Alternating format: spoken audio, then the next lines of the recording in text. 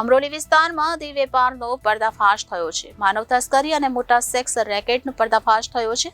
Beauty પાર્લરમાં કામ કરતી કિશોરીનું અપહરણ કરી રાજસ્થાનમાં વેશ્યાવૃત્તિમાં ધકેલી દેવાઈ હતી। હાલ અમરોલી પોલીસે 5ની ધરપકડ કરી આગળની વધુ કાર્યવાહી હાથ ધરી છે।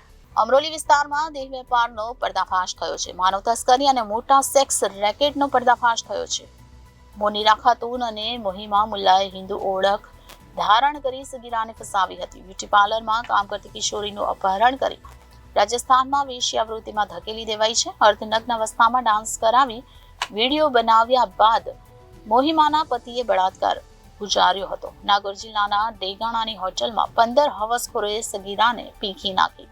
હાલ અમરોલી પોલીસે 5ની ધરપકડ કરી આગળની વધુ કાર્યવાહી હાથ ધરી છે। અપહરણ કરી રાજસ્થાન લઈ જઈ વેશ્યાવૃત્તિમાં ધકેલી દીધાની હકીકત જણાવતા પોલીસ પણ ચોંકી ઉઠી હતી। આ કામે હકીકત એવી છે કે અમરોલી પોલીસ સ્ટેશન વિસ્તારમાં એક સગીરા કે જે ધાગા કટિંગનું કામ કરે છે તે ત્યાં એના કામ ઉપર ગયેલી હતી અને એ દરમિયાન એનું અપહરણ થયેલાની હકીકત એના મધરે અહીંયા નોંધાવેલી અને એ ગુનાની તપાસ દરમિયાન પોલીસને એવી હકીકત મળેલી કે આ જે ભોગ બનનારી જે છે એને અનૈતિક દેહ વ્યાપારની જે પ્રવૃત્તિ જે છે એમાં ધકેલવામાં આવનાર છે, જેથી કરીને પોલીસે તાત્કાલિક આ કામે ત્યાં રાજસ્થાન જઈ અને ત્યાંથી આરોપીઓ અટક કર્યા।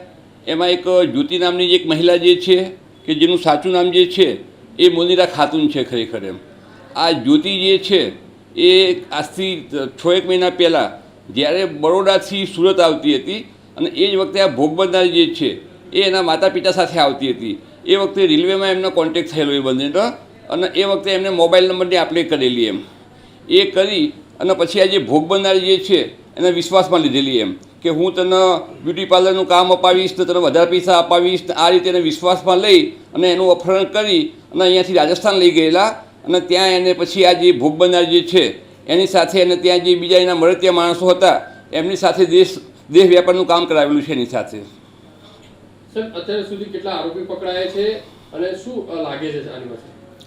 અત્યાર સુધીમાં કુલ 5 આરોપીઓ પકડવામાં આવેલા છે અને આ જે આરોપીઓ જે છે એમની એમો એવી છે કે એ જ્યારે કોઈ પણ ભોગ બનનારનો સંપર્ક કરે ત્યારે પોતાનું હિન્દુ નામ ધારણ કરે છે અને ખોટું નામ ધારણ કરી અને પોતાની ખોટી ઓળખ આપી અને ભોગ બનનારના વિશ્વાસમાં લેતા હોય છે અને એને લાલચ આપતા હોય છે ભોગ બનનારને પૈસા બાબતની કે નોકરી બાબતની તો સાહેબ, હવે તપાસની અંદર બીજા આ લોકો કોઈ ભોગ બનનારને આ રીતે કર્યું છે કે નહીં, તપાસ કરી? અત્યાર સુધીમાં આ જે ભોગ બનનાર જે છે એમાં પોલીસ આપણે હૈદરાબાદ જઈએ અને ત્યાંથી પણ આરોપીઓને લઈ આવેલી છે અને એ સિવાય આ ગુનામાં બીજા કોણ આરોપીઓ સંડોવાયેલા છે એ બાબતની હાલમાં ઊંડાણપૂર્વક તપાસ ચાલેલી છે। આ કામે જે આરોપીઓ પકડાયેલા છે એ હાલમાં રિમાન્ડ ઉપર છે। સર, કઈ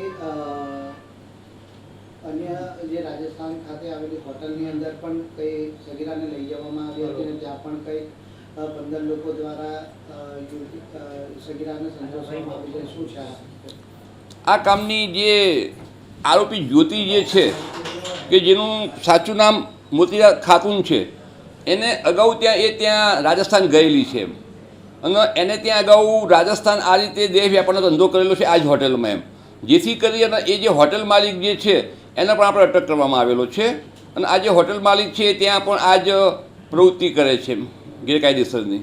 શું લાગી રહ્યું છે આમાં અન્ય યુવતીઓ જોડે પણ આ પ્રકારનો સેક્સ રેકેટની અંદર તેઓને ધકેલવામાં આવી હોવાની શક્યતા પોલીસને લાગી રહી છે?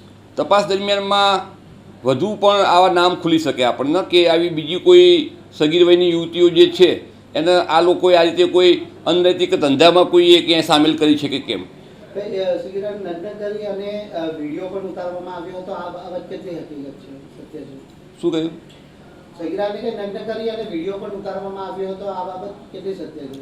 નહીં, નગ્ન વિડીયો તો નહીં પણ એના જે છે સગીરા એને ટૂંકા કપડાં પહેરાવવામાં આવતા હતા। આ જે આરોપીઓ જે છે એ સગીરાને ટૂંકા કપડાં પહેરવા આપી અને ફોટા પાડતા હતા અને એમ કહેતા કે આ જે કપડાં જે છે ટૂંકા કપડામાં એમાં તો ખૂબ જ સરસ લાગે છે, આપણે એમાં વિડીયો ઉતારીએ, ડાન્સ કરીએ, એટલે એમાં કોઈ નગ્ન અશ્લીલ વિડીયો નથી એમાં, પણ એના ટૂંકા કપડાના અને ડાન્સ કરતા વિડીયો છે આપણે। Reporter Arvind Rathod, Janadesh news, Surat.